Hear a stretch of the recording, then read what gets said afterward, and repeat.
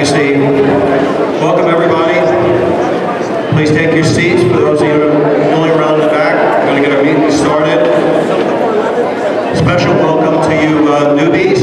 For those that don't know me, I'm Sam Bragador, Chairman of the Berks County Patriots. God bless you, Linda. Linda's going to open our meeting with a prayer and pledge. Linda, you're up, girl.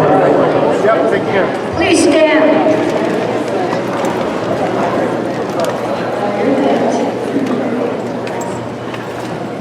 Heavenly Father, we ask for your blessings on this meeting. Lord, we need you in our lives, especially now with the current events happening. We pray that the people of Afghanistan will be saved from terror. We ask you to protect the American people trying to get out of this volatile place and all those that seek freedom and peace. Please, Patriots, give to the Nazarene Fund. Look it up online. They need money to help these people. Father God, this current administration is trying to destroy us and take away all the rules and privileges that our founding fathers put in place to make this the greatest nation in the world. Jesus, we beg you for your help. We pray every day for the people in charge to do the right thing and to stop just trying to keep their jobs. We want a forensic audit of the 2020 election, and only if we get that will we be comfortable voting in future elections. Father God, if there was no fraud, let the audit reveal that. Guide the legislators in Harrisburg to demand an audit. Only then can we be sure that our votes mean something. And finally, Christ Jesus, we honor and praise you. We thank you for our time together here and all the blessings you give us.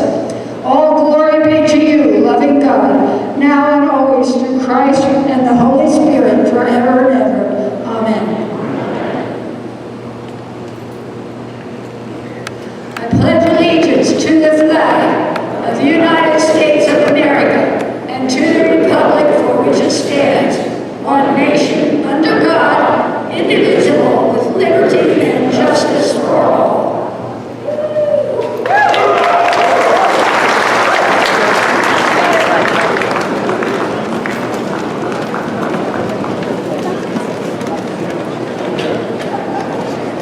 Thank you, Linda. Thank you, Steve, for the videos.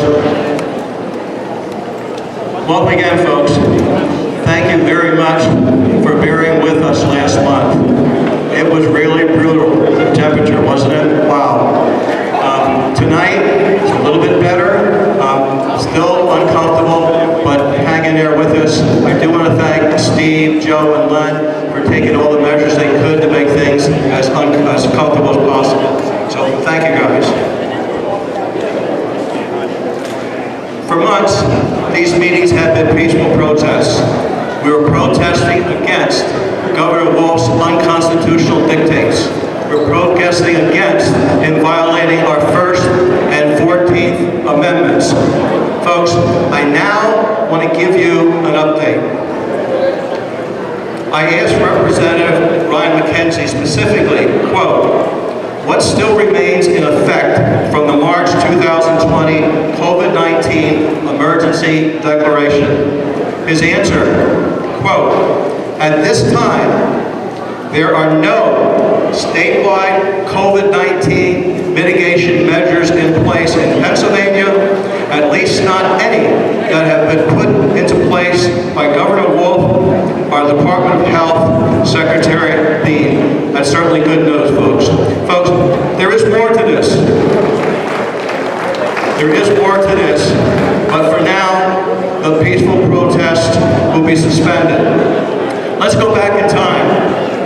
When we started this, I believe it was last July, at that particular time, the regulations for indoor gatherings was 25, a maximum of 25. Our first meeting in July, we had somewhat more than 25. I will tell you that every meeting, we had hundreds. And I want to thank you all because you refused to be sheep. You can make your own decisions, and that's what you get. I want to thank all of you. Give yourself a big hand. Thank you, thank you, thank you.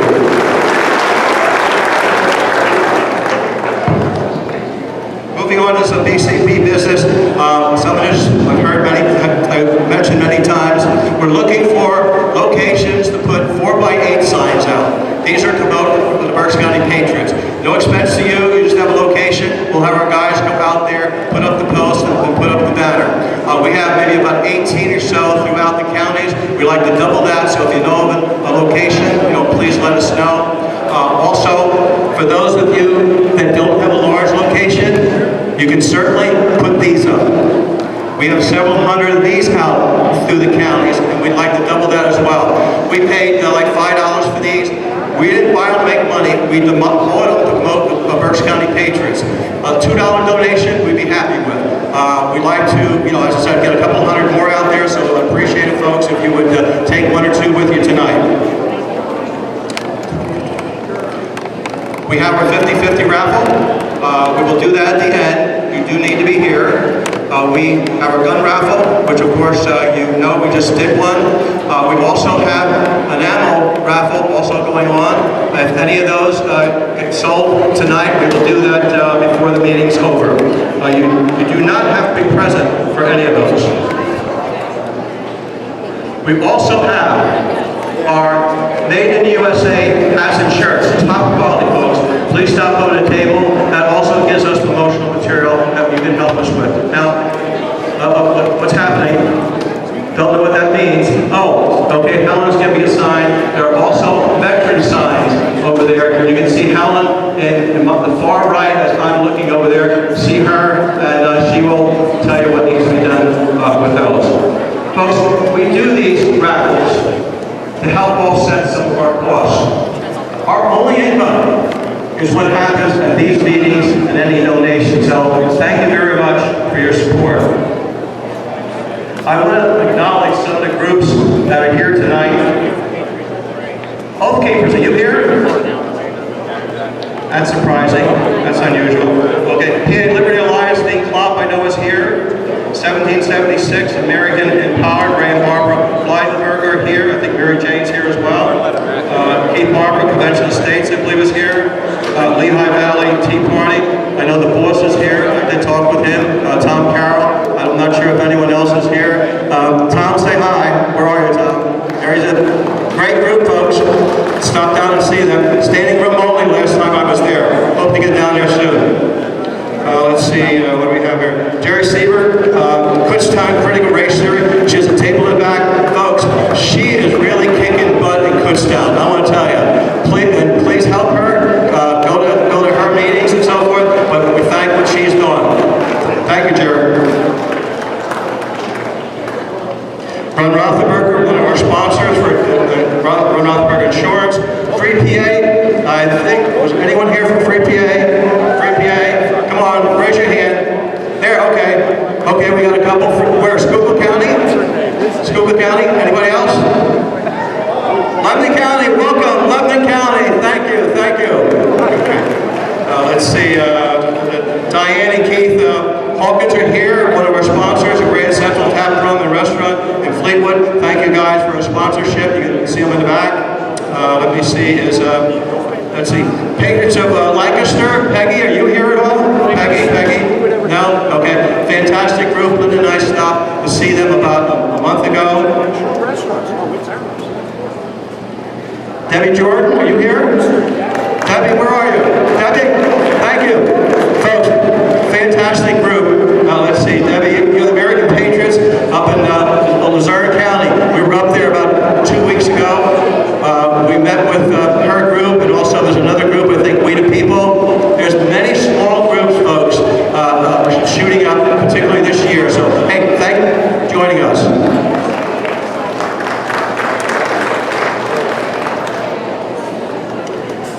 Folks, as I mentioned earlier, it is important for you to go to the school board meetings. Very important. You don't have to just be there. It's all you need to do. It gives moral support to those who are speaking. And you don't even have to go to your own school board meetings. You can go to others. Just the fact that you're there, again, gives moral support.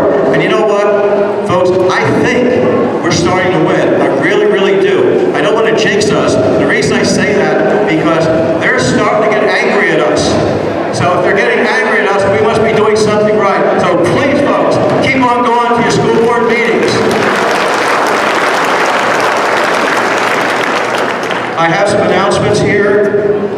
Here's a rally to support our veterans, Sunday, August 22nd at 5 p.m. Rapazonia Ball Field on West Bruce Avenue. Let's see, that's all I really have it on here. You'll hear stories about the sacrifice and heroism of our veterans. So put that in mind, Rapazonia, Sunday, August 22nd at 5 p.m. Another one we have is a Patriotic Order, Sons of America. They have a Patriots Day. That is Saturday, August 28th. Civil War enactments, special guest speakers, and so forth. These are all groups and individuals that we support. Hopefully you do as well. One other. This is... let's see. Patriots and Praise. Patriots and Praise.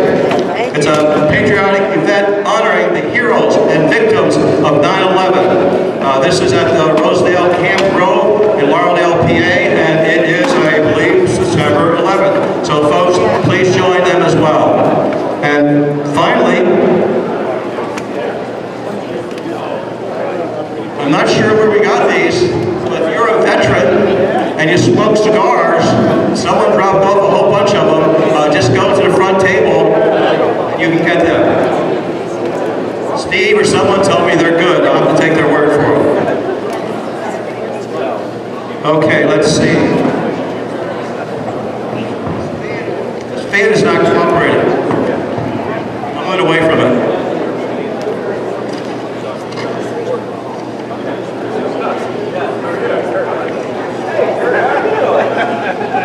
One final thing. Is John Archer here tonight? I don't recognize him yet. John, you here? No? Okay. John sent me something late yesterday, and I think it's important that I pass on to you, at least in part. This is from a book written by Donald Rumsfeld in 2018. It's a biography of Gerald Ford titled When the Center Held. It's a story in a book that was interesting. I'm going to read this. In 1975, President Ford, by the way, I want to see when I read this if you can figure out who we're talking about. In 1975, President Ford was left to manage the difficult ending of the Vietnam War, at North Vietnam. As North Vietnam seized on the opportunity to test Americans' resolve following President Nixon's resignation. President Ford went to Congress to ask for a relief package to push back on the North Vietnamese to allow personnel and our allies to escape. However, there was one U.S. Senator who opposed any such support. The result was the embarrassing and hurried evacuation from the roof of the American Embassy in Saigon. This senator reveled in the embarrassment and did everything he could to leverage it politically against Ford. Despite the efforts of this U.S. Senator, President Ford managed to rescue 1,500 South Vietnamese allies prior to the country's fall. Had President Ford not acted quickly, these people would have been targeted and slaughtered for their support for America. Saving them was a moral obligation. What kind of person would oppose President Ford's tireless work to do the right and humanitarian thing? Who would want to play politics with the well-being of innocent people who stood by America in the tragic Vietnam War?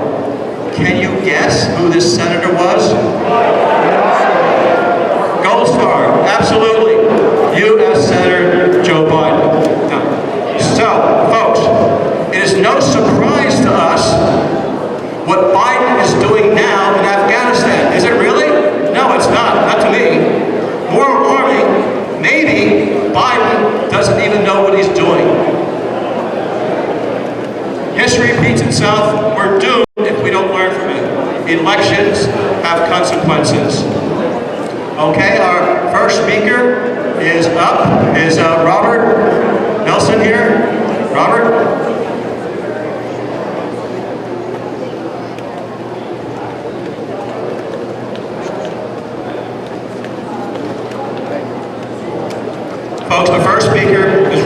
Nelson.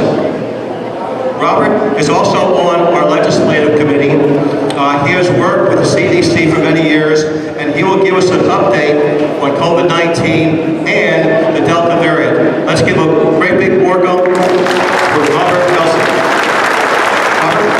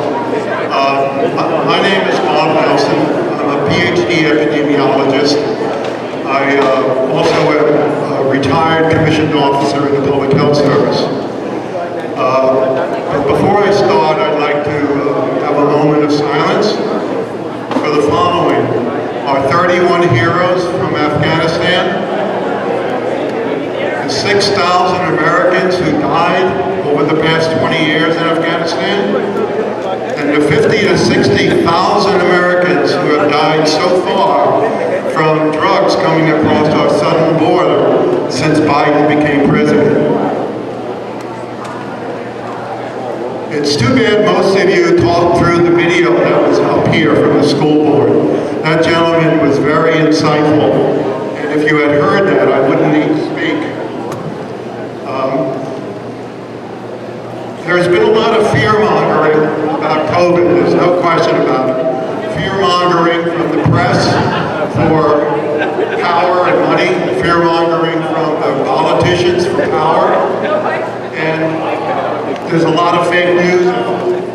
So let me see if I can explain a few things and then hopefully give you some guidance. Now, I'm not a medical doctor. I'm a PhD, so I am not giving medical advice. But later in the program, I will show you what I'm doing. I would encourage everybody to read and study so you can make your own decisions on what to do and what not to do.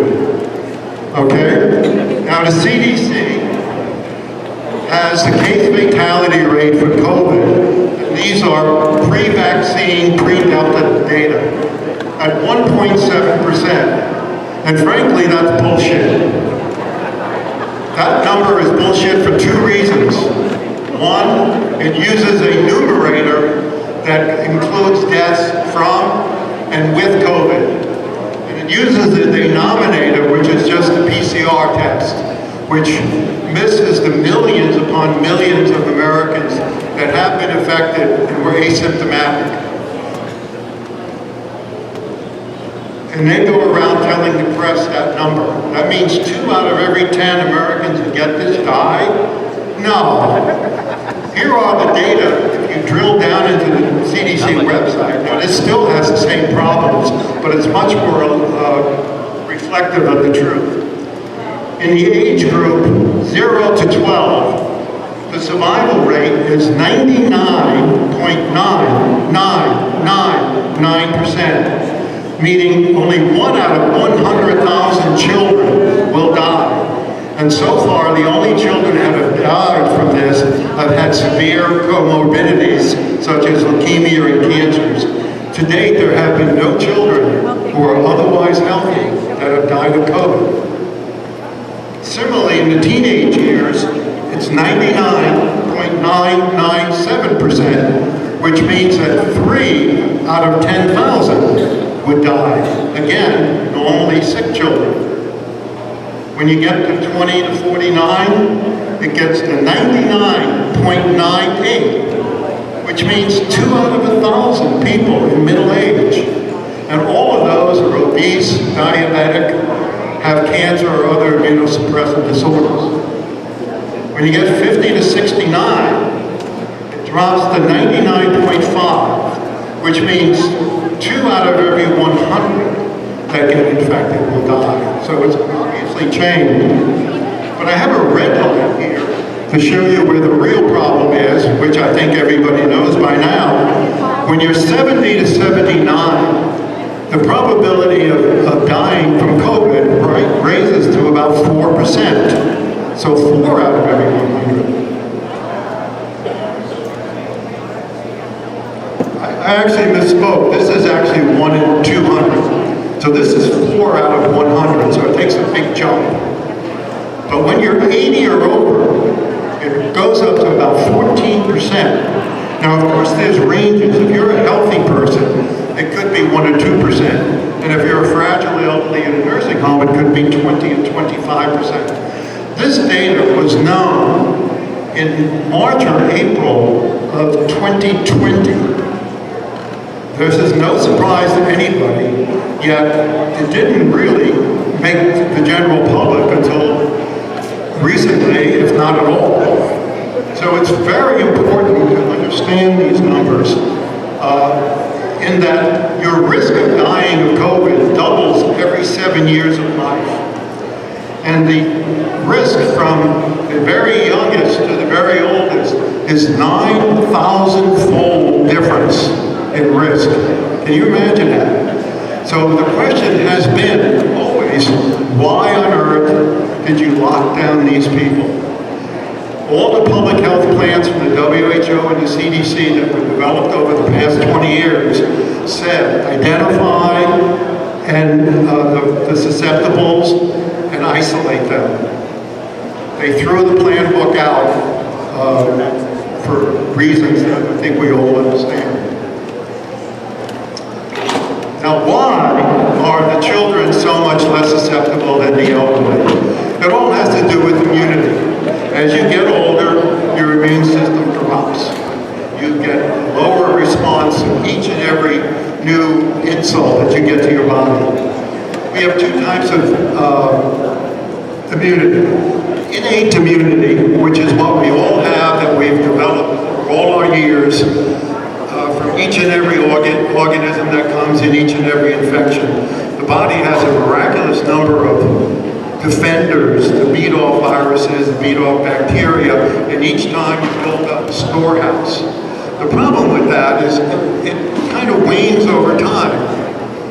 So innate immunity is really generalized natural immunity.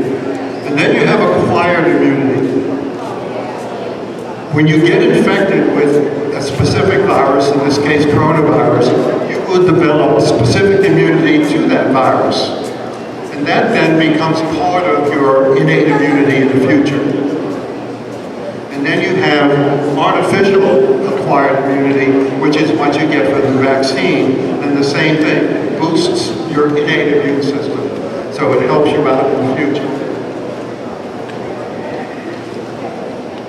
We have a constant war going on between pathogens and us. The characteristics of a pathogen are, can it infect humans at all? Its infectivity. Its mode of transmission, does it come through the air, through contact, sexual contact, etc. Its transmissibility, and we've heard a lot about that recently. Why does it spread? And its virulence. Once you get it, how deadly can it be? So each pathogen has different characteristics here, and there are mutations over time, and I'll explain that a little bit. But we have a lot of defenses. We have some fixed internal expenses, such as age and gender and so on. And then we have those that are modifiable by behavior.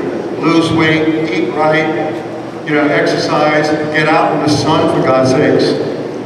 And then we have other external things. And there's one that's called the 4 Ds, like in dog. And that's dimensions, duration, forgot one, and then draft. And basically, never enter a room that has no draft, that people are clustered together, because you'll have a higher probability of getting infected. In this room, we have a huge room, we have fans blowing. So while there are viruses shooting around, and I'm sure there's some coronaviruses, we are less likely to catch it. Or if we do catch it, we'll have a low viral load, and I'll explain that in a minute. And then there are other things like supplements, which I'll go into, and then there are masks. This will not prevent you from catching COVID, period. This will. This is an N95. If you're susceptible, or if you're near anybody susceptible, buy these. And wear them when you're near the person, and give one to the person on the other side. Nothing will stop this virus but these. These will slow down the transmissibility in that when you sneeze it doesn't go far, but it does nothing else. It will not prevent you from sucking in virus. And then of course there are drugs, which I'll get to also. The current vaccines. We have new types of vaccines you all heard about on the mRNA, etc. These are new technologies, new processes, and we have no long-term safety data on these drugs. That's a little scary. FDA normally requires this before it allows it to be on the market. Of course, it's an experimental drug that's being distributed. They are imperfect and they are leaky. Some vaccines like measles and so on are sterilizing vaccines, which means if you get them, you are immune to the disease. These vaccines are not, and there's a very simple reason for that. These vaccines are in your blood. When you inhale this coronavirus, it goes into your nasal cavities, your epithelial linings, and it latches on and it replicates right there. Right there. So it's in your nose, replicating, before your body has any idea it's there. So that's why you can transmit this virus whether you're vaccinated or not. And that's why people who are vaccinated will also get sick. You cannot get herd immunity. They've been telling you this recently, but they knew this all along. A non-sterilizing vaccine cannot produce herd immunity. Herd immunity is if enough people get infected that the virus has no place to go, basically. So it will not stop transmission, and it will not create herd immunity. The Delta virus. It's only one of 400 variants from the Chinese Communist Party virus. But this one, through natural selection, has developed to be more transmissible and a little less virulent than its predecessors. So that gives it an advantage of natural selection. So that's why it's ripping through the population. But there is a problem when you think, well, it's less virulent. That's on a pound-for-pound basis, so to speak. But as I mentioned earlier, it replicates right in your face. So you have a chance of developing such a high viral load that it will overload your defenses. Okay? So maybe less virulent on a pound for pound. Of course, pounds are silly with viruses, but you'll understand.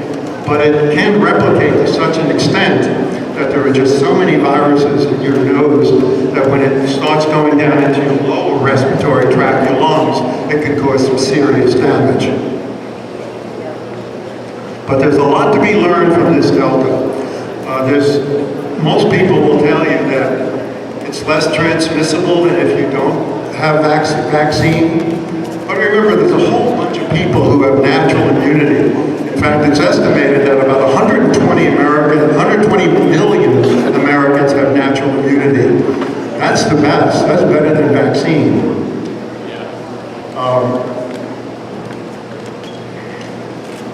So what is Bob doing? Again, I can't give you medical advice.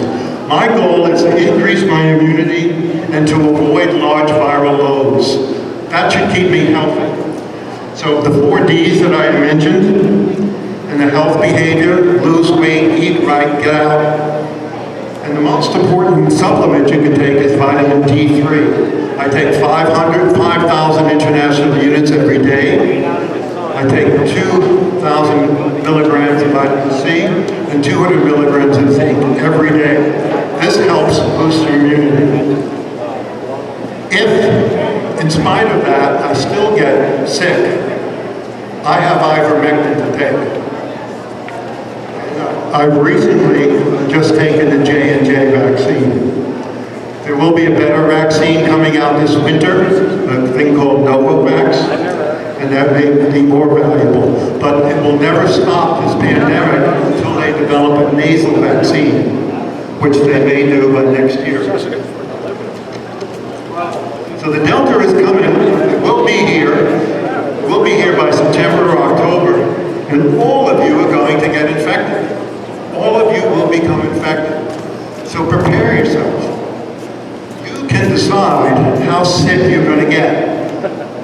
Boost your immunity. Get outside. Take your vitamin D. And have a plan for what happens if you do get symptoms. Don't sit at home and wait until you can't breathe. That is crazy. There are some experts that have estimated that 70 to 85% of the people that have already died from COVID could have been saved with early treatment. But our government officials didn't want that. I don't know why. This is a website. I'm going to leave this up. This is the frontline doctors. Write it down. Go here. Look at what they have there. If you believe ivermectin, if you read and you believe ivermectin is something you want to have ready because you have to take it as soon as you got your first symptoms, they can tell you how to get it by prescription. So go to flccc.net. And I'm getting the signal to be quiet and go away, so I will. But I'll end with saying there was a plan, we didn't adhere to it. The lockdowns were the greatest public health and political tragedy of our lifetimes. The vaccines may help, but there are new data that show it only helps in the 65 and older group from preventing hospitalizations and deaths. And as you can see, the reason it doesn't help in the younger groups is that very few people die. And that there are treatments out there. Find out about them and be prepared to take them. Thank you.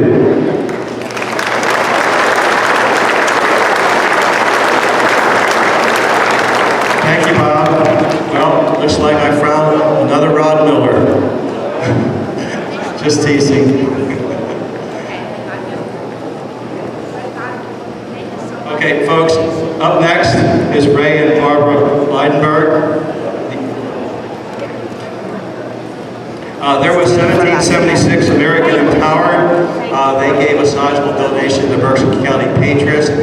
They are working on a new project, which they just started, which could be very beneficial to all of us.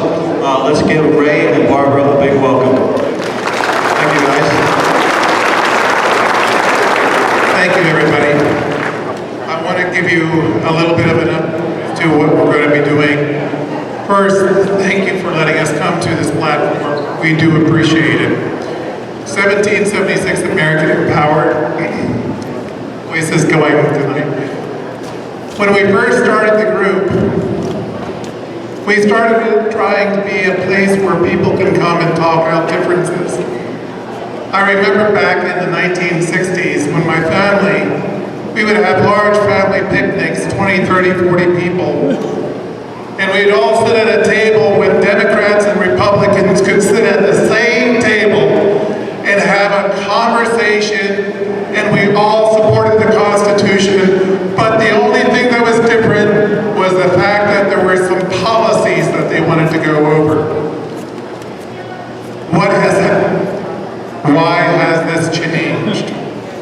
Barbara and I, when we started the middle ground, we realized there is no longer a middle ground. We tried to make it a middle ground, but unfortunately there was too much with the way of people wanting to listen to reason. So we took and created 1776 American with the people back there. They're our founders with us. Our name says what we are, American Empowered. Show of hands if you feel that you have empowerment right now. How many of you feel that you have control of everything? I can tell you what our purpose is going to be bringing you more empowerment to have a voice in the United States. Let me tell you how to do it. But first, I need to understand, and I don't know if this mic is too blabby mouth. We're a constitutionally based group. We are based upon the idea that we're going to be a network of communications. And what does that mean to you? Every grassroots here needs to contact us because we are going to network you across the United States with other groups of the same mind. We are creating a data system with servers.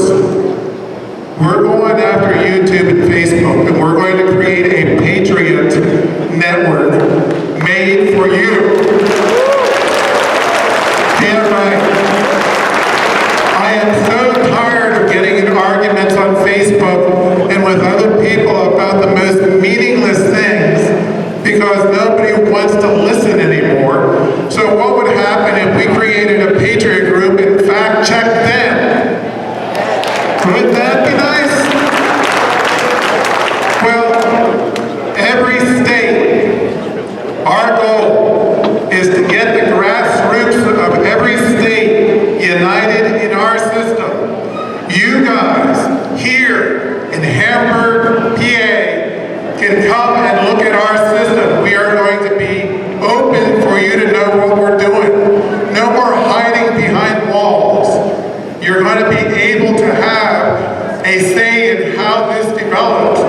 But there's one thing we can't do on our own. We need people, because if we get millions of people in our network, we are going to become a force to be reckoned with. Do you understand that? We want our voice back. We want your voice back. We want you to be able to know that this device right here that has been plaguing us with too much information is going to become your ability to voice your opinion just with the press of a button, so you can go to work, come home, have dinner, and not have to do anything to check your information and see if there's anything you want to put your opinion out to people.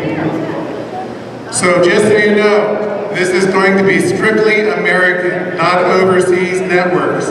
This is going to be strictly run by patriotic programmers, patriotic system engineers. We're working with Dell, we're working with Unix, we're working with whoever is going to give us the equipment to have your voice be heard, and you're the ones here watching it come to life. Do you like this idea? We need your help, we need your numbers, we need your voice is going to become our voice. I have years as a programmer. I worked for Siemens. I've been involved in networks, I've been involved in a whole bunch of stuff. My wife and I travel across the United States, state to state, and we meet people just like you who are fed up. And when they hear about this idea, their eyes get real big, and they automatically want to go. So I'm at the end of my mark. If you want to learn more about how grassroots can unite, go back and sign up. We're here to help you guys move forward in what we're trying to do and to take back our country. Thank you.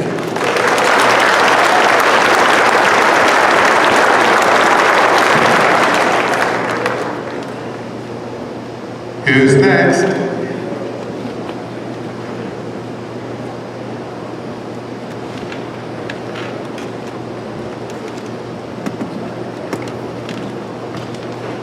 Good evening, everyone. So my name is Jim Fegley, and I'm going to be introducing one of the candidates for the position of Judge of the Commonwealth Court. A word about the Commonwealth Court, first of all. The Commonwealth Court is one of two intermediate appellate courts in our Commonwealth. The Supreme Court is the final authority, of course. The Commonwealth Court, was created in 1968, and it has jurisdiction over Pennsylvania cases which involve decisions of governmental agencies, public sector questions, actions to which the Commonwealth is a party, other than criminal cases, or actions for which a not-for-profit private corporation is a party. So that's just by way of introduction of the court.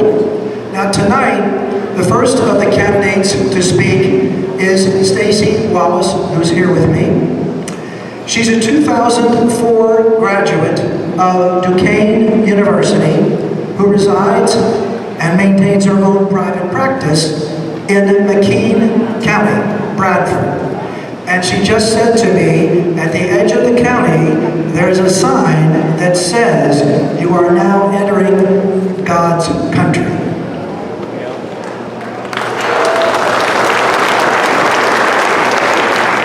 Stacy is active volunteering with local organizations. Professionally, she has served on the board of directors of the court-appointed Special Advocates of McKean County and has held various positions within both the Pennsylvania and McKean County Bar Associations. She's currently the president of the McKean County Bar Association. Please welcome Stacy Wallace.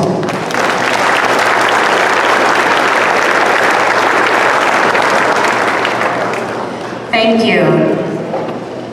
I have 3 minutes, and I think the courts are incredibly important, but I want to use a little bit of my time to pray for the people in Afghanistan. So would you please join me in a prayer? Father God, I come to you asking to be your vessel, let your words come through my mouth. I don't have the right words. I don't know how to ask you to deal with the situation, but we do have faith the size of a mustard seed, and you have moved mountains. Father God, we just pray that no weapon formed against the Christians and all people in Afghanistan will prosper. We pray that no weapon against them will prosper, and we ask that you put divine wisdom within our minds to learn how to best help during this situation. In Jesus' name, amen. I'd like to thank Sue and Jim Fegley, Wayne Lesher, and Sam Brangadorma. I think I got it right. And they all allowed me to come, and I know you have a full agenda. Quickly, I want to mention that you can learn more about President Judge Kevin Brobson of the Commonwealth Court. He's a Republican nominee for the Supreme Court. He has a website. You can learn about all of the conservative candidates on the Republican Party's website. Equal with the Commonwealth Court is my friend and running mate, Megan Sullivan. She also has a website. You can learn more information about her. There's 2 openings for the Commonwealth Court. You're going to hear from my running mate and friend, Drew Crompton, shortly. We are asked, 2 of us. You're going to see when you go in to vote that you'll vote for 1 for Supreme and 1 for Superior. When you get to our court, it's vote for up to 2. Please consider voting for both Drew and I. We both feel that the Constitution, we don't feel it, we know it, but we'll actually adhere to it. The Constitution established 3 distinct branches of government. You don't need 2 legislative branches. You need a judicial branch that will apply the law, not write it or rewrite it to reach a conclusion that the judge wants to reach. With that being said, hear me in the interest of transparency. There's going to be a time in my life when I'm not happy about a decision I reach because I'm going to apply the written law. So that's safe to say there might be times you don't love the decision, but what I can promise you is I will explain my reasoning and you'll be able to see, oh, she applied the law. We better talk to our legislators. I'm not going to talk anymore about myself because I had a great introduction and you can learn more about me at stacy4pa.com. But I do want to tell you about a song that came into my mind recently. It was years ago. And the line in the song was in the context of when there's all these things going wrong in the world, why doesn't God do something? So the song was saying when there's people being murdered and there's children being abused, I throw my arms up in the air and I say, God, why don't you do something? And God says, I did. I made you. So I'm encouraging you all to do something. If it's in the context of the travesties that we're seeing around the world, or if it's in the context, maybe it's an and in the context of elections, please, you can help in that regard. And when people are discouraged, thinking their vote may not count, please remind them of May. Because in May, it was you, the grassroots workers, you are the reason people turned out to vote, and you amended the state constitution. And you know what? You know your vote counted. So please use that message when people think they may not vote on November 2nd because they're worried their vote won't count. Thank you. Thanks for letting me be here.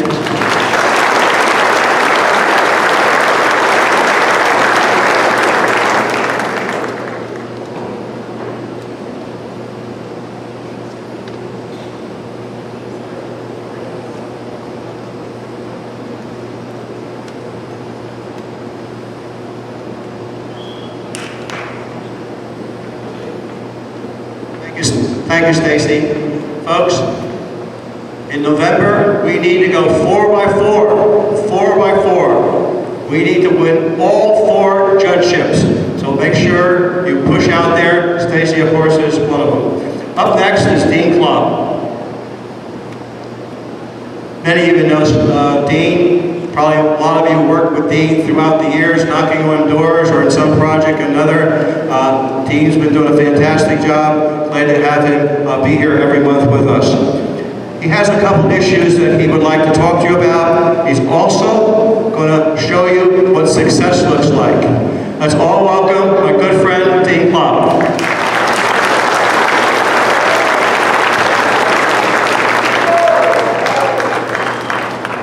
This is all. Thank you, Sam. God bless you guys. Man, I'm fired up to be here.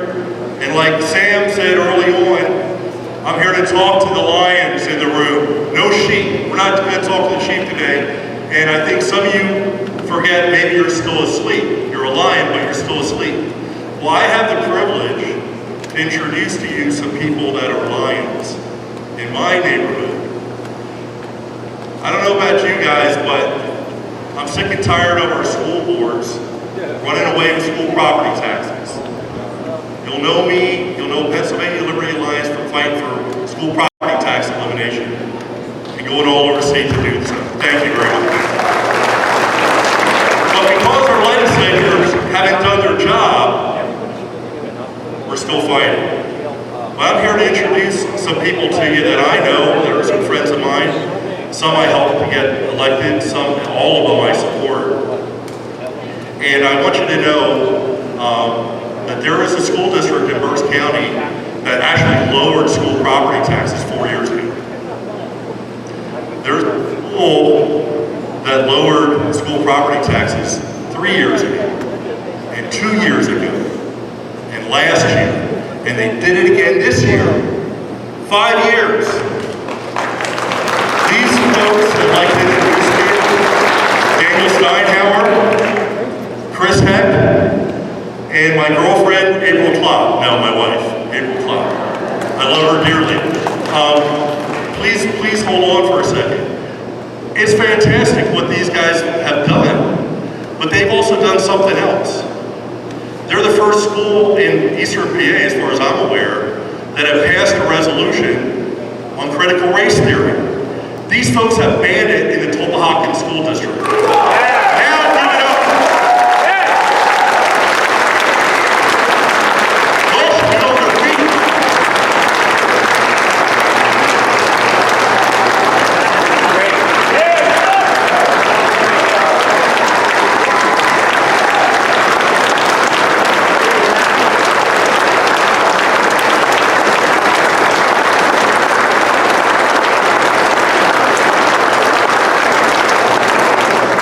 Thank you, and I know they appreciate that, and they're not here for the applause.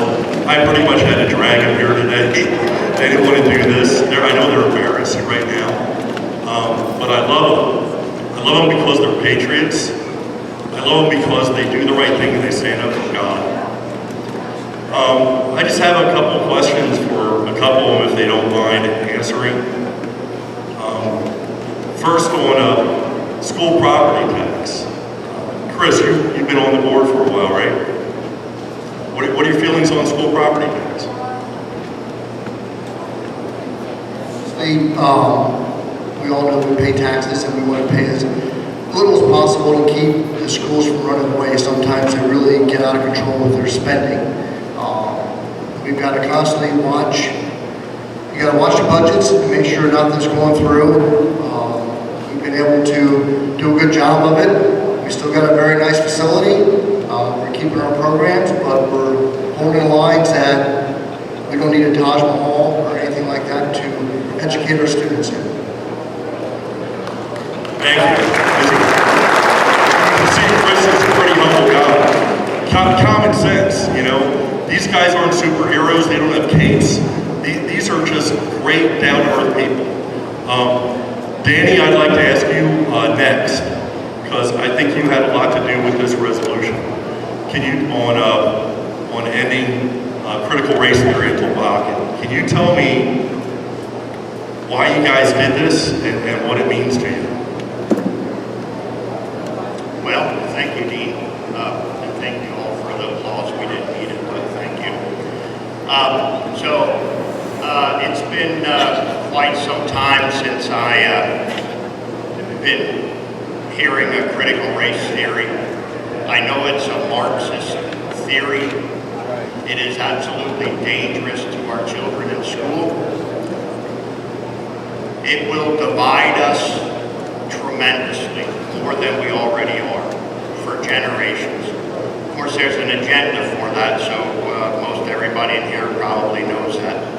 So, I, along with some other board members, brought it to the board. There was some reluctance, more or less from the solicitor, but it was, we're doing it with or without you. That's what it was, because they're good for our kids.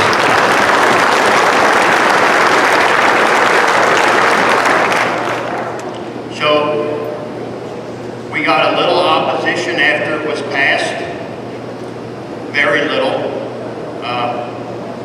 Our room was full. It never is full. It was full that evening. So we were glad to see that, and that told us we did the right thing. We know that's the right thing to do.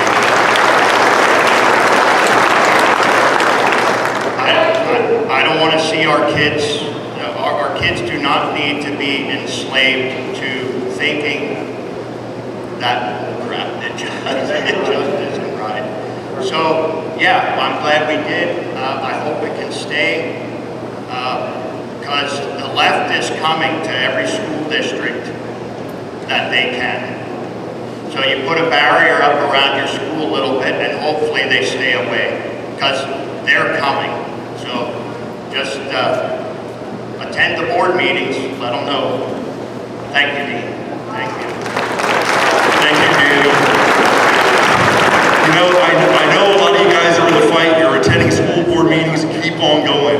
I heard Wilson, you guys had a tremendous turnout, over 300 people. Is that right, Brother Wakeman? Yep, over 300 people. This guy, you need to hook up with him if you're over in Wilson and fight that debacle over there. I think they wanted to pass a resolution to implement critical race theory. Is that right? Or not?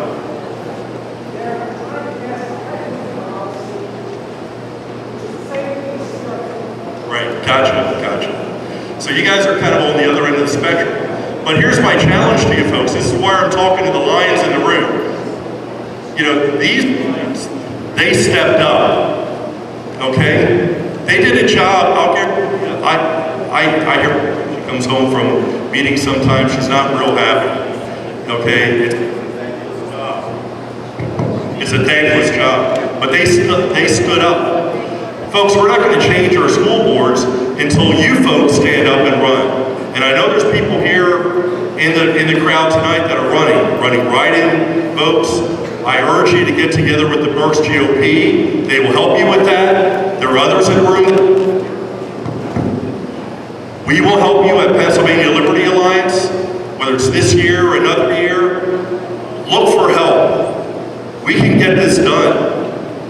We can take over our school boards, folks, and make it like it is up in Tobacco. Think about it. You guys go to meetings week after week after week. That's going to get old. Keep it up. But man, what if you just elect the right people? How many meetings do you really have to go to? You got to make sure they're doing the right thing. You can't ignore them. But get people elected, and you don't have to fight so hard. Does that make sense? Okay? So that's the message tonight. that I really want to talk about on the school level and control critical race theory. So we have a big win here. Thank you guys. I'm going to cut you loose right now because I got one other topic I want to talk about real quick. But thank you so much. Can we get one more hand for these guys?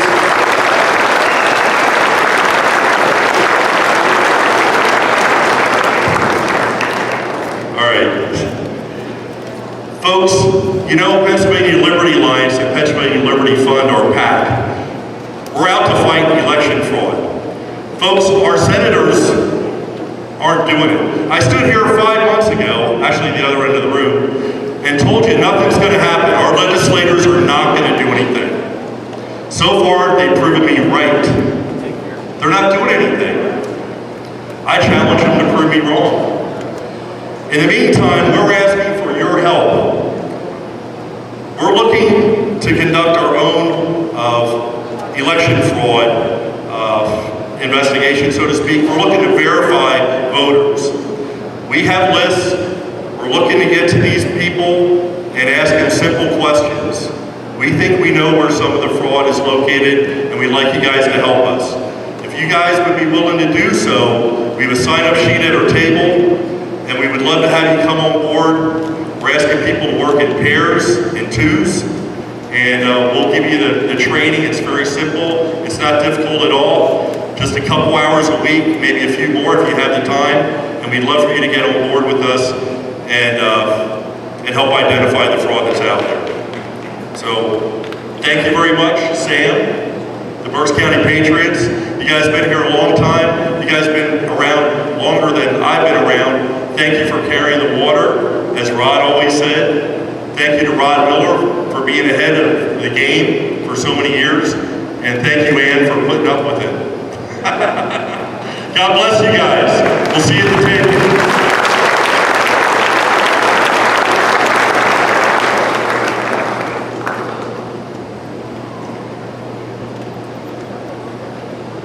So I'm back again, this time to introduce another candidate for the Commonwealth Court. Judge Drew Compton hails from Montgomery County but has resided in central Pennsylvania since 1993. He currently serves as a judge on the Commonwealth Court, having been appointed to fill a vacancy in 2020. And he is now seeking election to that court for a 10-year term. Prior to his tenure there, he served, among other things, as general counsel to the Senate Republicans and chief of staff for the Senate President Pro Tem. Please welcome Judge Drew Compton.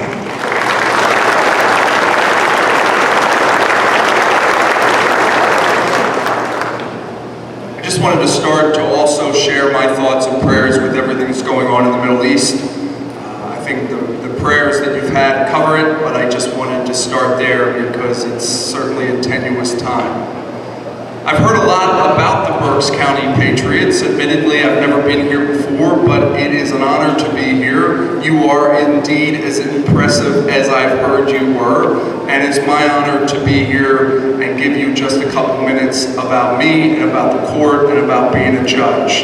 You heard from Stacy Wallace a few minutes ago. She is the other Republican, or maybe I'm the other Republican, that is the 2 spots on the Commonwealth Court.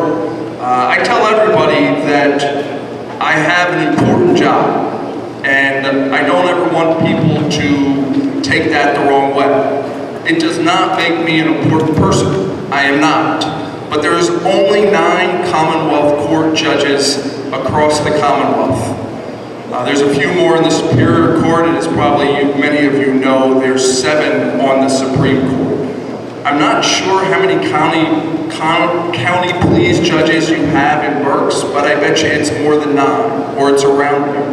And so I just want to emphasize, it's hard to sell the Commonwealth Court because I said it's a lonely life running for Commonwealth Court for the court that most people have never heard of.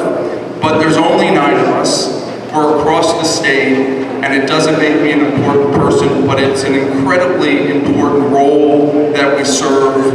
And I've had the honor just to serve for the last 18 months. I've written 125 opinions so far. They're all out on the web for you to read. I think you will understand my judicial philosophy, which is a conservative judge who I have been taken to say, who knows how to stay in his lane.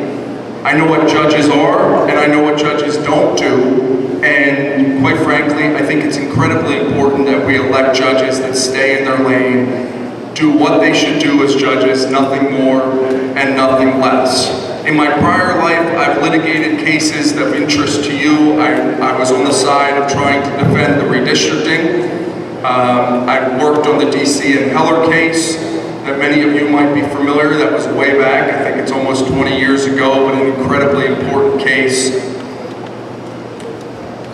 I am from Cumberland County. I have a lovely wife of 20 years. I have 2 daughters, 9 and 14. I just want to say also the team that we're fielding, the 4 of us, you heard from Stacy, she's an outstanding candidate. Megan Sullivan and Kevin Robson are also outstanding individuals.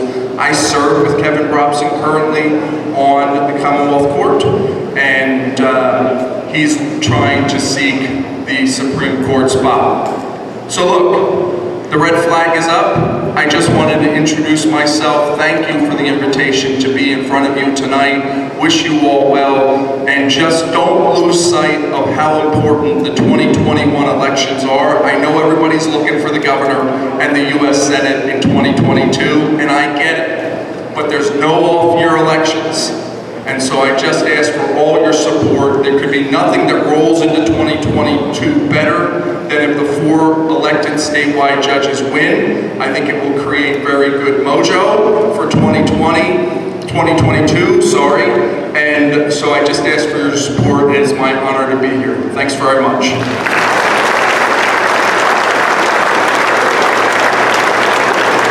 Thank you, Drew. As I said earlier, folks, we need to go 4 for 4. And we got 2 of them here tonight. So get their votes and 2 others. Folks, this is the 10th anniversary of a tragedy that should not have happened. Charles and Maryann Strange lost their son, Michael. They will explain. I want to thank both of you for all the efforts that you put in through the years to try to get to the bottom of this tragedy. You exposed a lot, and there's more to go. I also want to thank you, possibly even more so, all that you're doing with the Gold Star families. That is fantastic. They appreciate that. All our veterans here, family here, thank you so much. Folks, let's all welcome Charles and Maryann Strange.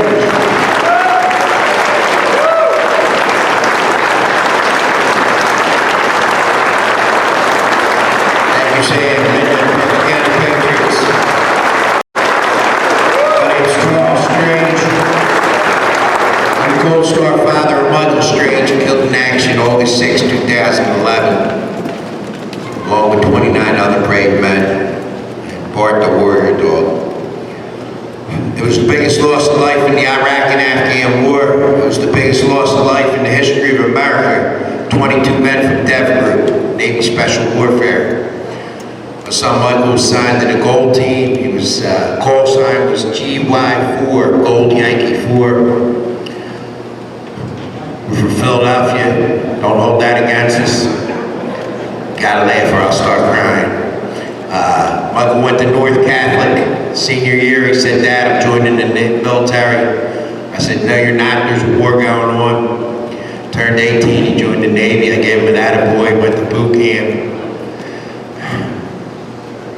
Went down to Pensacola, Florida. He took a test and calls me back. He said, "Dad, they lied to me."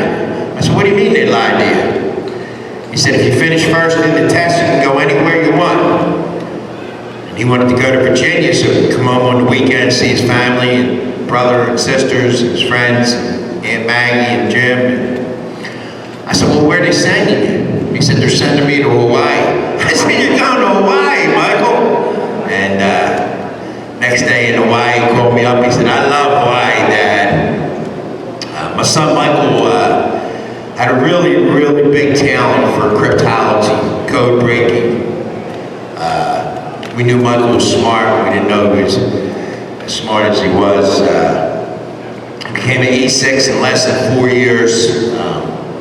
When he passed, they gave the National Intelligence Medal of Valor. Only 17 ever been given out in the history of America since World War II in the Windtalkers.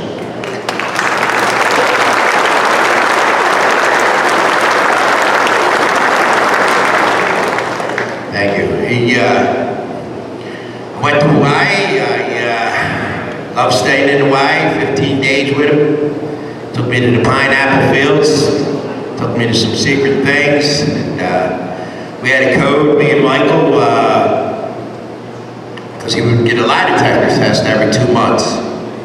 And I would always be like, what are you doing? Where you at? What's going on? You okay? You know what I mean? And he said about the lie detector test. So we came up with a code, no matter when it was, November, December, January, is the Phillies winning. And that meant Dad stopped asking me questions. Because we were at his favorite place, PF Jags, and I'm asking him questions. And he said, Dad, you know who's sitting next to us? And I said, yeah, Mom and Dad. He said, that's what you think. And I said, oh, Michael. 21 years old, they gave him a big bonus. He bought a home in Little Creek, Virginia, down there in Dam Neck. Beautiful home. He loved what he did. And Michael was, you know, he was 3% body fat like I used to be. No. I wish. He really was. And he was part of SEAL Team 6. That's when he joined the Special Forces. Michael, April 2011, he calls me up. He said, Dad, everything's getting shut down. You're not going to hear from me for like 2 weeks. And I'm like, what? Never, you know. I'm like, what's this? What's that? He said, did the Phillies win? And I got you, Mike, I got you. And then May 1st, you hear about the killing of Osama bin Laden. And Michael was part of that team. Michael was part of that going in there to get that son of a bitch. And he came home after the Osama bin Laden raid. And he walked into our home and he grabbed me by the bicep. He said, Dad, you won't believe what's going on in this country. You wouldn't believe what's going on in this country. And he started pacing. I'm like, Michael, what's up? You all right? Michael, what's going on? He started talking about a will. Started talking about some stuff. Let's go to the bar. Let's go to the bar. Told his brother about the will, his sister about the will, friends about the will. We had a big party. His birthday is June 6th. And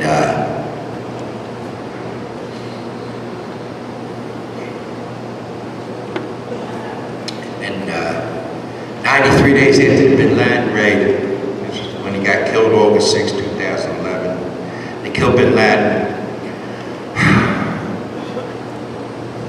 The chucklehead that's down there in D.C. now, hiding Biden. May 3rd at the Ritz-Carlton, 2011, SEAL Team 6 killed bin Laden. SEAL Team 6 killed bin Laden. Nobody ever heard of SEAL Team 6. Nobody ever heard of SEAL Team 6. Secretary of Defense, Gates, it's in his book. He got on pub. Yo, what are you doing? You exposed him. And then 93 days later, the biggest kill. 30 of our men, 30 of our bravest men. We go to the briefing down Little Creek. A guy by the name of Brigadier Jeffrey Colt does the investigation in 2 weeks. They do an investigation in 2 weeks.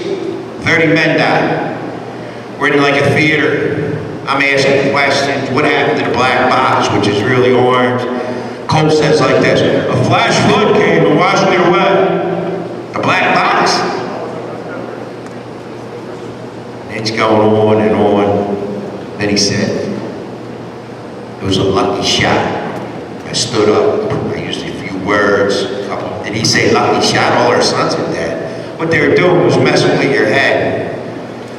And I went ballistic, I went crazy. It was, you know, a couple of SEALs grabbed me, da-da-da-da-da. As we're leaving, they gave us a folder.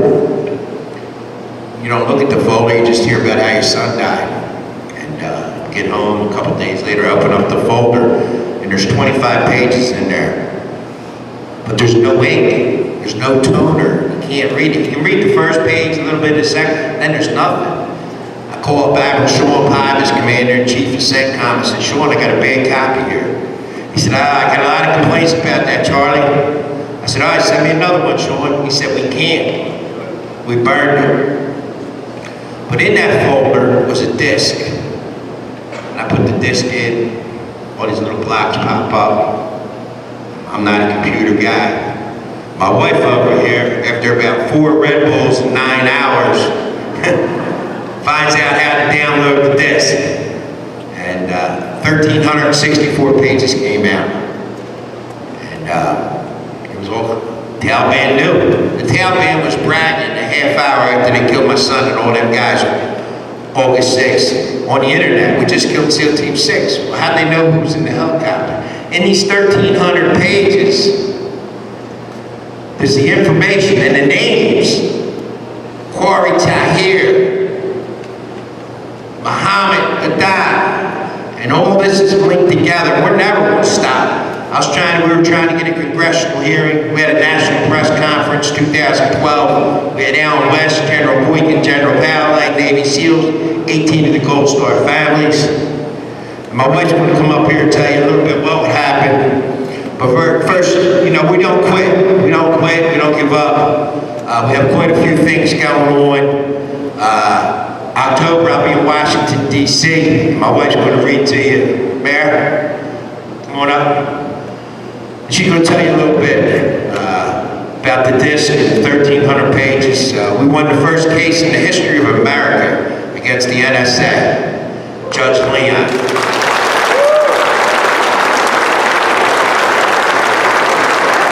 He said, we're living in an Orwellian state. To ask and spy on a Gold Star family for asking questions. The disc was encrypted. My wife's going to talk a few minutes to tell you about the disc, but please read the letter. This will explain some of the way I'm dancing around, and the lawyer said, watch what you say up here. Hi everybody, my name's Maryann Strange. Thank you all for coming out tonight. Thanks. It was really difficult when Michael and the guys were killed. It was changed our whole lives. In that moment, our lives changed. Never ever were we political people. You know, we did our due diligence. We would check to see who would vote for and what have you. But we went from that to taking the NSA on. You know, we're from Philly. We do fight back. You messed with our family. You changed our whole lives, you know, and for what? So what we do, or what we've done, we've been to Washington 35 times, knocking on doors of senators, congressmen, asking questions, you know, and some of them didn't even know what SEAL Team 6 was. The one lady went, well, what is that? I'm like, where are you from? Who voted you in? You gotta be kidding me, you know? So we've done a lot, and we've been harassed, we've been threatened, we've been followed, and all because we asked, you know, what happened? That was it. That is all we asked. And, you know, we've been through a lot together. We've done a lot together, me and my husband. And they definitely weren't expecting anybody to question them. You know, they get very, very insulted. The higher echelon of the military, when you start asking them questions that they don't like, you know, they get very indignant, put it to you that way. You know, and me and well, especially my husband, had to be pulled out a couple times, you know, but we've been to the Pentagon, just me and my husband, you know. Gary Reed, who was Chuck Hagel's right-hand man, invited us. He said, you know, just the two of you, no attorneys, no other Gold Star parents, and just keep it on the down low, right? So we were, every radio station we were on, we let everybody know where we were going and what time we were there. You know, just so in case we don't go back. So yeah, and they never even read the pages. You know, I put together some packets of questions that we had, and yeah, they had no idea what we were talking about. And Charlie's like, did you read anything? Did you read anything? Well, no, sir. I read General Holt's, you know, his findings from the investigation, the 25 pages that Charlie was talking about. You know, that we couldn't read. There was no ink in that toner, in that printer. It was an absolute spit in the face to all the Gold Star parents, to the entire families of these men that were killed. Like, how dare you? And the psyops, you know, the head games that they play. They forgot we're from Philly. We can play street games too, you know, when we're at. So, you know, we didn't back down, and they were trying to tell us 2 plus 2 is 5. No, it's not. Yeah, it is. You know, and unfortunately, you know, some of the parents didn't want to believe that the men that our sons trusted would ever do this.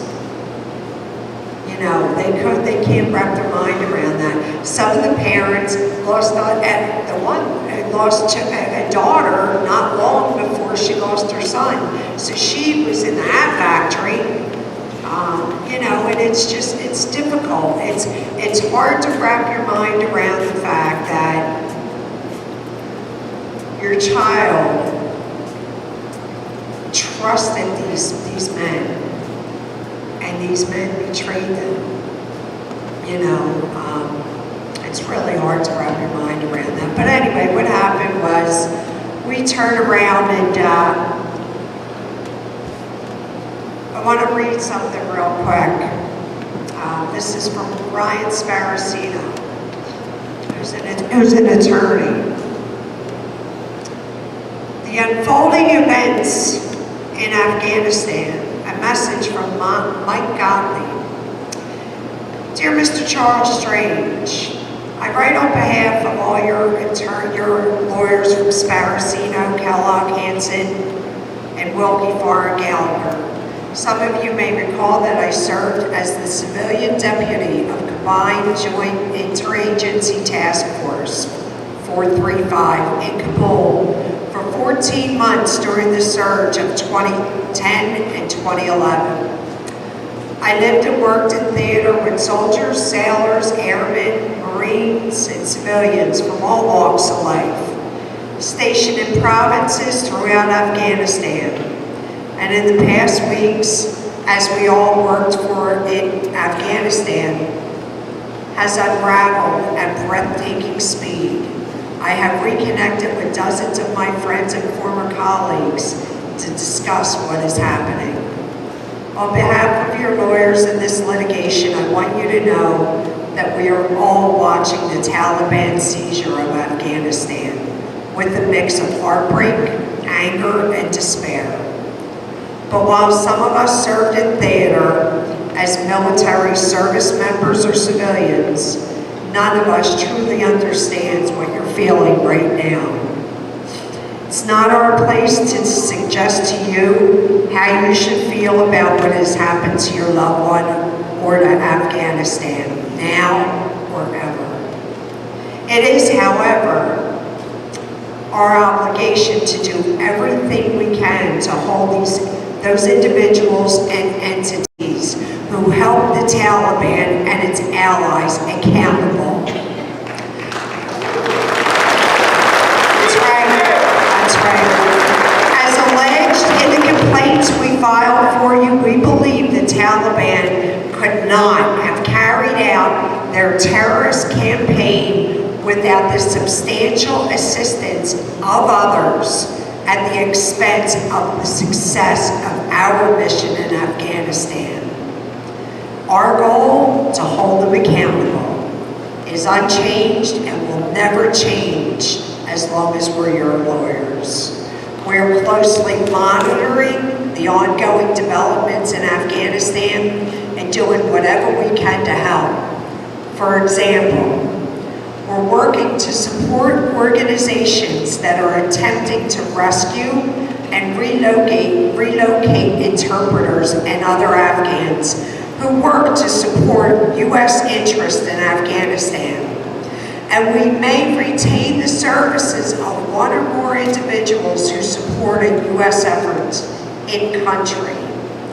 We're also going to do what we can to make sure in the months ahead that we help aid the public discussion about who to hold accountable for what has happened. Somebody has to be accountable. Above all else, I want to convey that we're here for you. If you want to talk about these events or anything about our case, please do not hesitate to reach out to me or anyone on our team, and we will arrange a time to speak with you individually. And it's exactly what it's called, murder. They murder these men. I just want you to know, again, I thank you all for coming out. God bless each and every one of you. And if you can, help the Michael Strange Foundation. We help Gold Star parents who lost a son or daughter in Iraq or Afghanistan. We pay for all their travel. We pay for their food. We pay for the grief counseling. So if you want to help out at all in any way, help us, help them. We have t-shirts and hoodies for sale. If you're interested, please stop by. Thank you all, and God bless you and your families. Thank you, Mayor. So, the 1,300 pages we gave to these lawyers about a year and a half ago, they called me New Year's Eve. They said, Mr. Strange, the information you have in there, it's New Year's Eve. 3 lawyers have contacted us. On New Year's, the names of the Hello? Oh, there it is. The checks and where the money's getting washed. And we go to D.C. October, testify in court, and we're still trying to find it. Somebody has to go again. Well, everybody about what's going on in Afghanistan. You heard what my wife was saying. Taliban moving in like that. You're talking China, George Soros, the deep state. Like, this is bullshit what's going on here, and that poor people.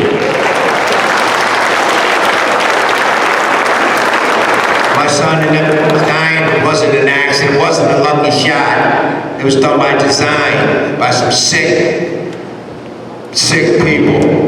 And through that, we started the Michael Strange Foundation. One Gold Star helping another. I just want to say, you know, we bring about 35, 40 Gold Star parents in for a weekend. We meet them. It helps me meet the other Gold Star dads, the moms. We ask them to bring a picture, write a little something about their son, read it to us. We also bring a paid grief counselor. We've done 9 weekends, over 300 Gold Star parents. President Trump heard about us. He had us come down to the White House in 2017. President Trump and Melania were great. They're like, you can go in the red room, the green room, the gold room. He had the Marine band there. The White House food was slamming. We had 15 minutes alone with President Trump. I said, Mr. President, you're the first president to drop the mother bomb, all bombs over there. I said, next time you call Charlie Strange from Philadelphia, we'll drop 10 or 12 on that mother. He looked at me, I said, yeah. He gave me a hug, and he was awesome. He loved us so much, he invited us back for Christmas dinner. I said, Mr. President, can I put my arm around your wife? President Trump went, go for it. That's what he said, I swear to God.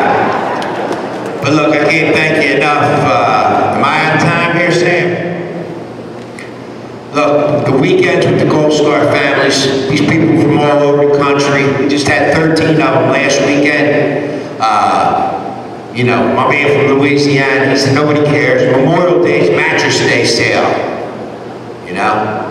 Another family from North Carolina, a family from Chicago came in out in the Midwest. And when they seen us last weekend, with all the motorcycles, and some of the antique cars came, and we went to the FLP Hall in Philadelphia, and there was flags, and there was fire engines.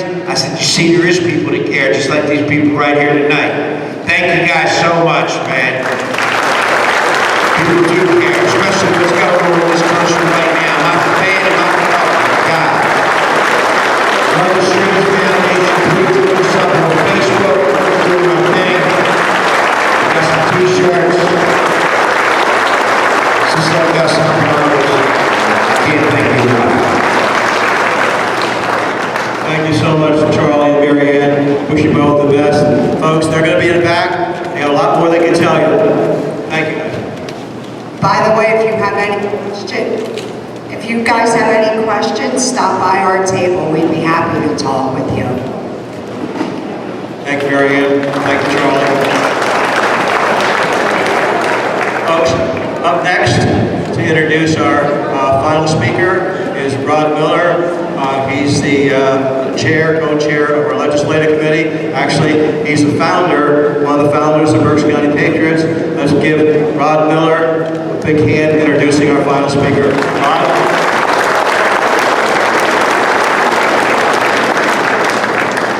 Thank you, Sam.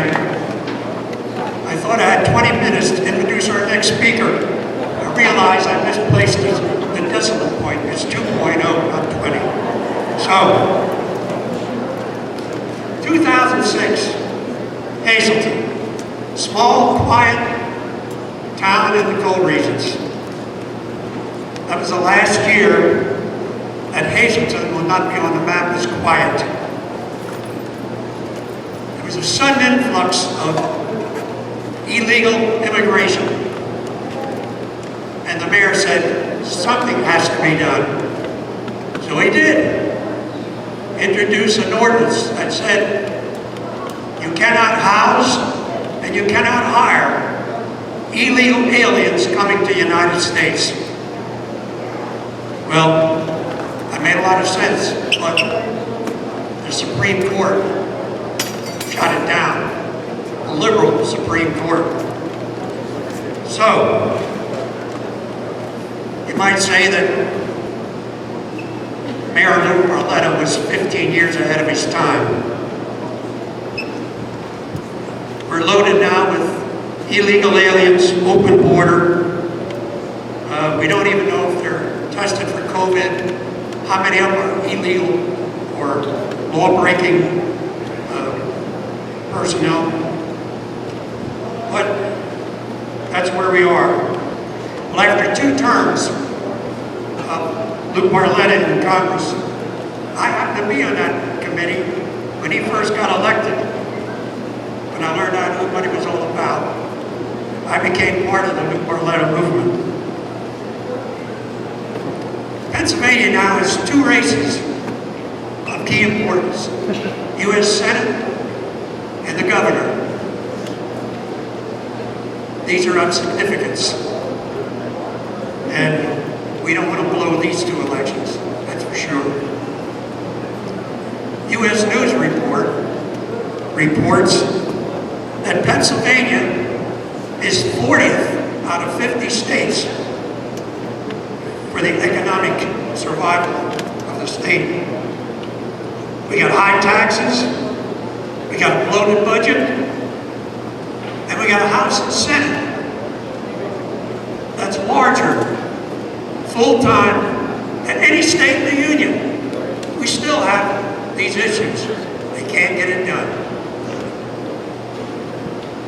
Well, we're a nonpartisan organization. We don't endorse candidates, either party. And the pool is getting rather crowded right now for both those races. when we need a governor to tackle those issues that I mentioned, among others. A mayor, a congressman, and now he's looking at becoming our governor. Fellow patriots, I give you my friend Lou Barletta.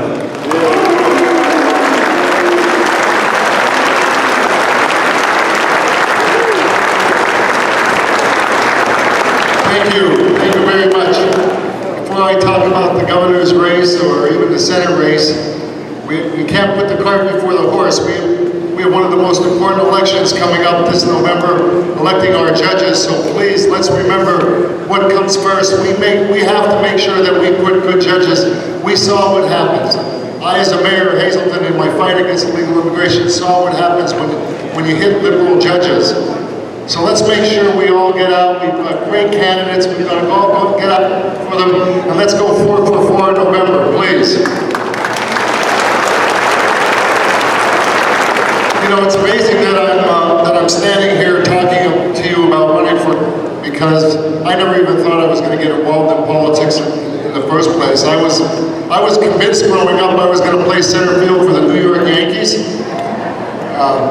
Actually worked for my family's construction company and went to college to study elementary education. Married my wife, Mary Grace, while we were in Bloomsburg. And in my third year of college, I actually got an opportunity to try out with the Cincinnati Reds. So I quit school, went down to Florida to play baseball. Now I know it wasn't the Yankees, but I thought I'd get signed by the Reds and traded to the Yankees.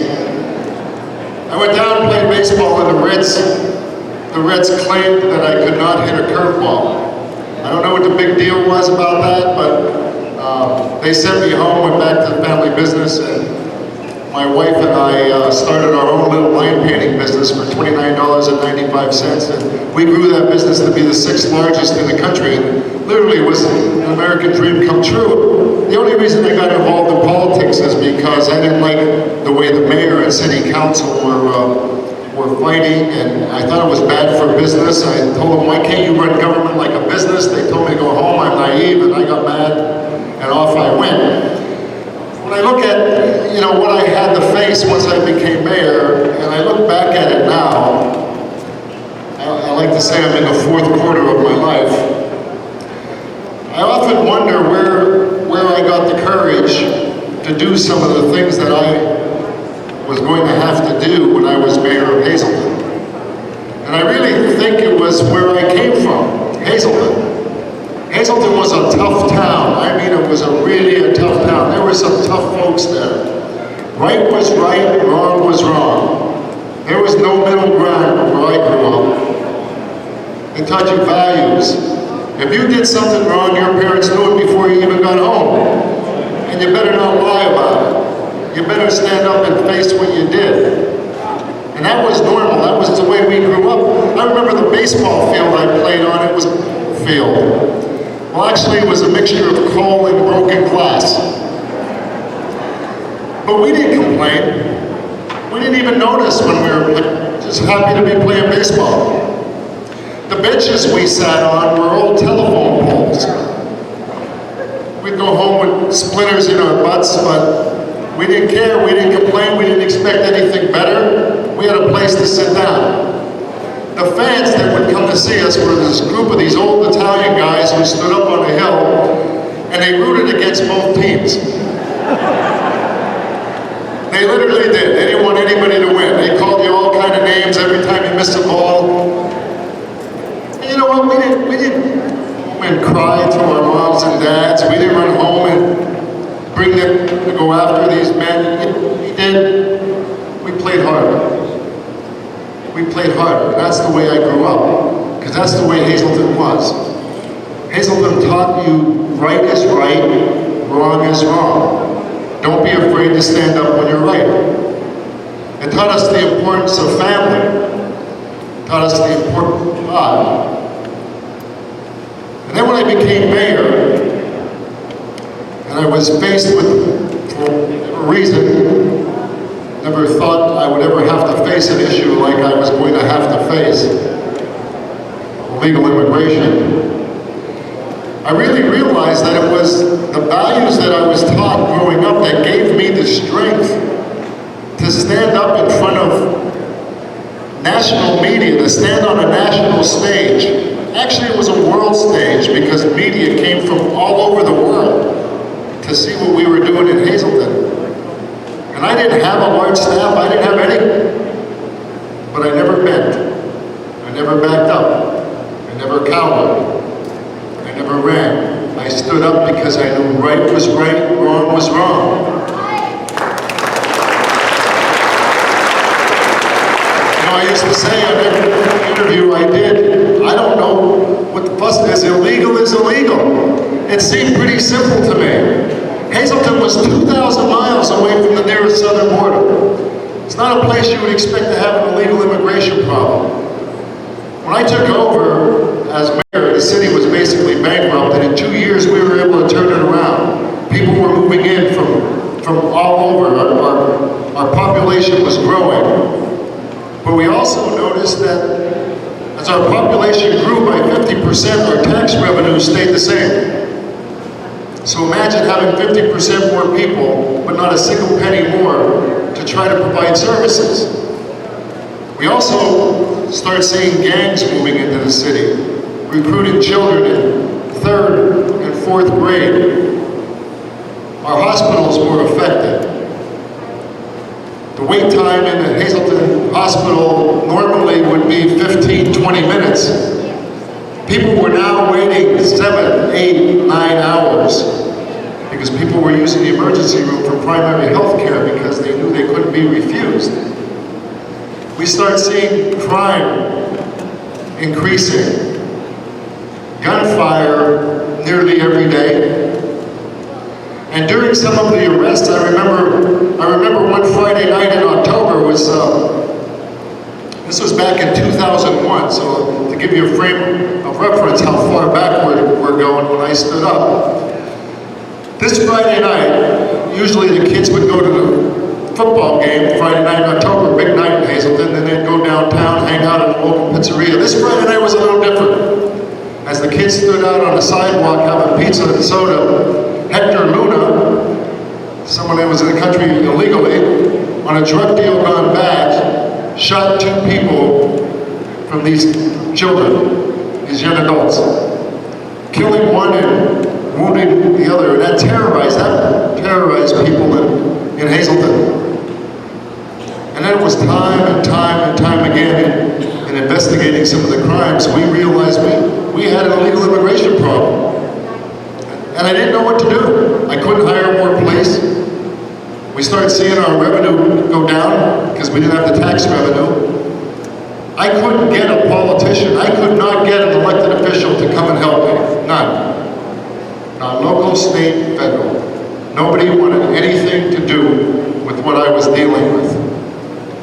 So in December 2005, I went down to the Department of Justice down to Washington. I met with DOJ.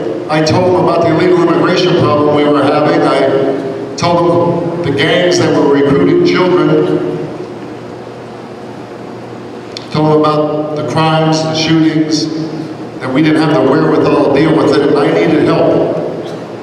And they were great. They brought in all these experts to talk to me, spent the whole day with me, as a matter of fact. At the end of the day, they gave me this nice coffee mug, they gave me a lapel pin, a pat on the back, and they sent me home. And I realized they weren't going to do one thing to help me.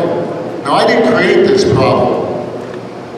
The people in Washington who did nothing about the problem of legal immigration created this problem. Let's be clear about that. But I was faced with having to deal with it. And the people of Hazleton expected me to. I remember one morning pulling up into my parking spot at City Hall. There was an elderly standing there waiting for me, and when I got out of the car, she started hitting me in the chest with her finger. She said, "Listen, Buster, you better do something. I've become a prisoner in my own home. I can't even sit on my front porch any longer." And it broke my heart, being born and raised in Hazleton and seeing how this elderly woman couldn't even enjoy something as simple as sitting on her porch. May 10th, 2006, a day I'll never forget. A young man named Derek Kishline, 29 years old,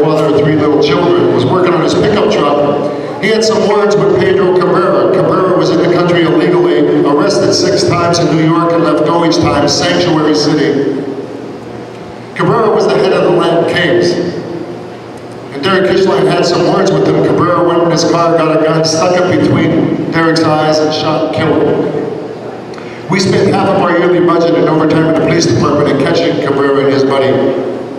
I sat with Mr. and Mrs. Kishline when she said, this man in the country, and my son is gone. Why is the father of my grandchildren gone forever? And this man was still here, and I had enough. Enough was enough. And I wrote the first law in America dealing with illegal immigration. I was sued the next day by illegal aliens who sued the city. They were represented by the ACLU, who represented them pro bono. They told me that they would bankrupt our city if I didn't back down, and they would get me politically. Well, the city was already bankrupt by this time, so you can't be bankrupt twice. And I gotta tell you, I wasn't having a hell of a lot of fun being mayor at that time either, so I didn't care about that, but I knew one thing, I wasn't backing down. In fact, I was gonna stand stronger. And I came to City Hall, and I remember satellite trucks all around City Hall, and I wondered what happened. I wondered who did something, not realizing it was me. But every time I did an interview, I would say, listen, at the end of the interview, if you want to help Hazleton, send a check to small town defenders.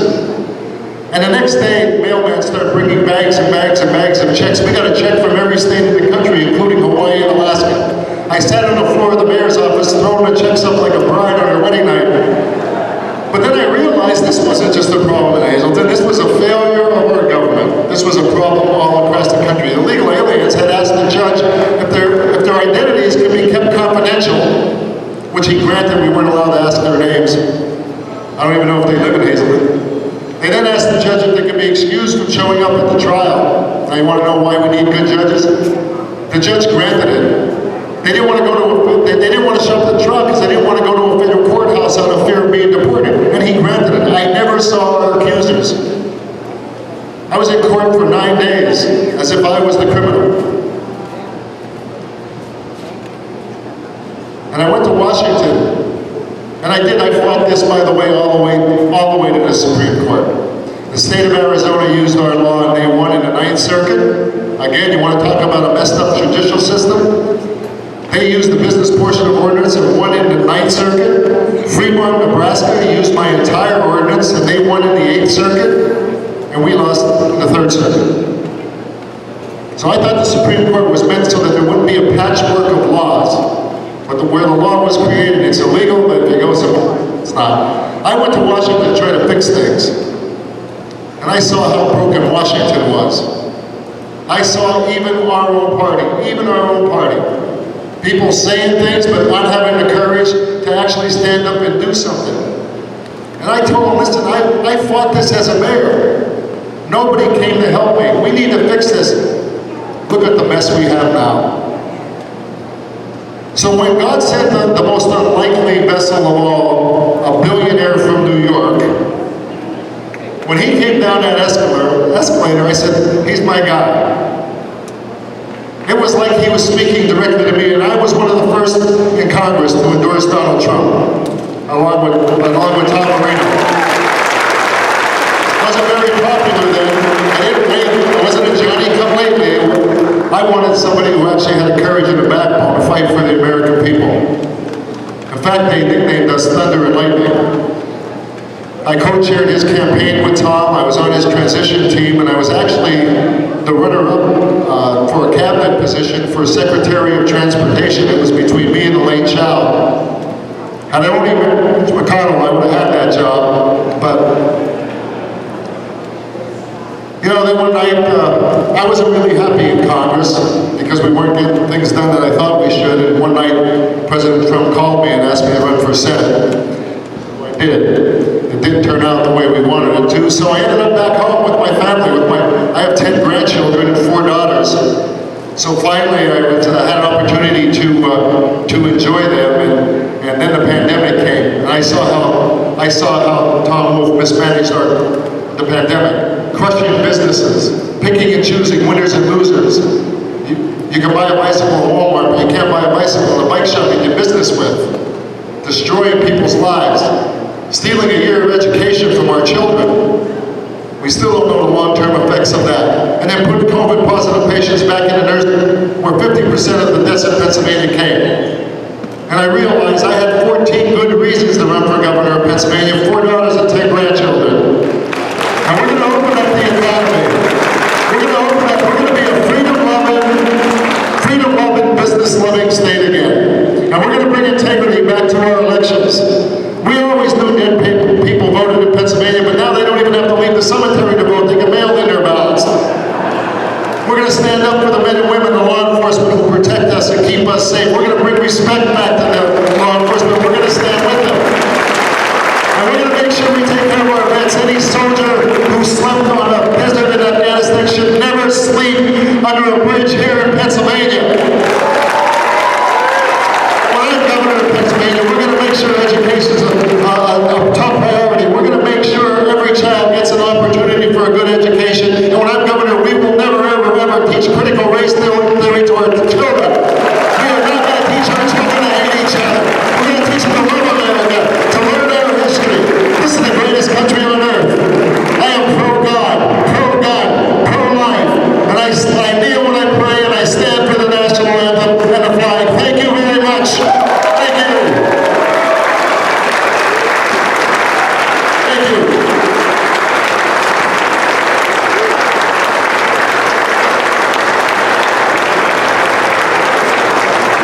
I got 2 minutes for questions.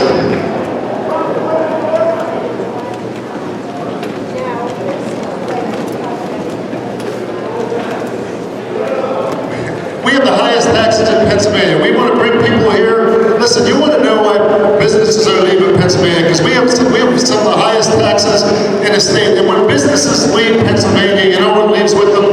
Our children and our grandchildren. We're going to change that. We're going to be a business-friendly state. We're going to make sure we lower our taxes. I'm going to work with the legislature and lower our taxes so businesses can move back here, so we can keep our children and grandchildren here in Pennsylvania.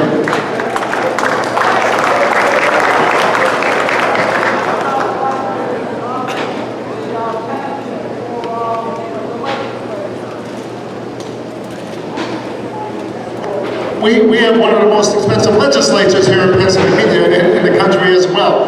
We really got to look at how we can use the taxpayers' money the best. And I'm going to tell you, I have a record of doing that. When I was in Congress, I was a chairman of a subcommittee on transportation infrastructure. Every federal building came under my jurisdiction. So the first federal building I went into, I'm going to just show you about waste that we're going to be able to find and how we're going to save taxpayer money. For every federal employee that worked there, they had 1,800 square feet of space per employee.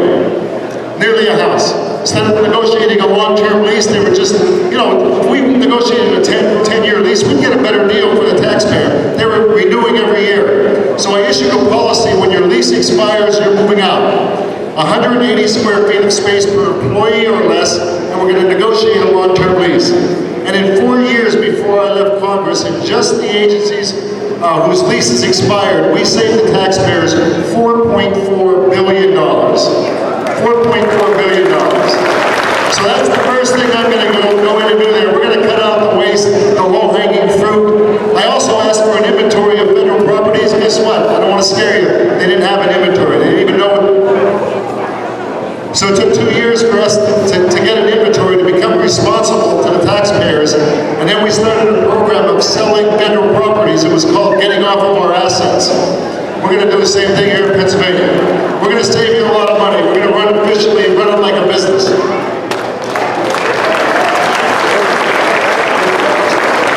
And one more.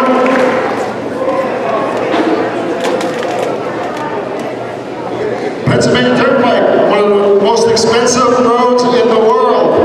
In the world. Someone told me that they got a plane ticket to fly from Denver to Pennsylvania that was cheaper than crossing the Pennsylvania Turnpike.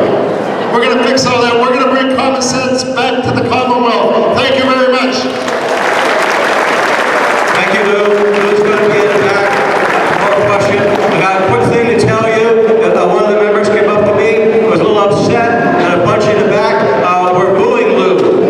Didn't realize it's Lou, not boo, boo, boo. So take that into account, Lou.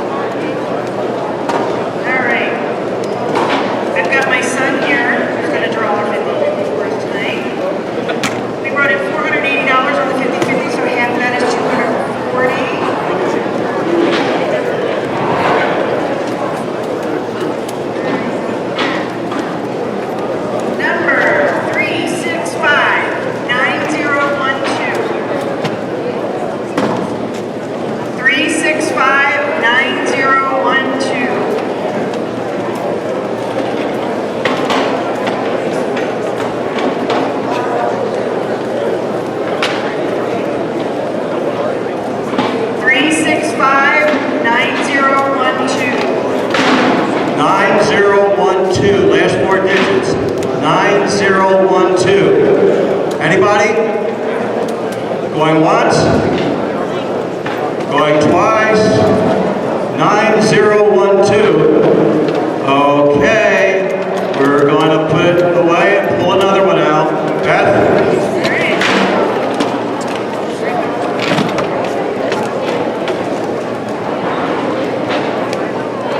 Alright. 365-9025. 9025, last four digits. Do we have a winner? I think we do. Fantastic. Congratulations, sir.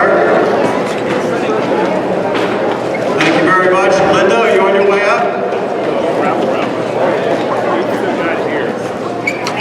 Thank you. Great, thank you to Philip. He's going to get Derek's meeting with us tonight.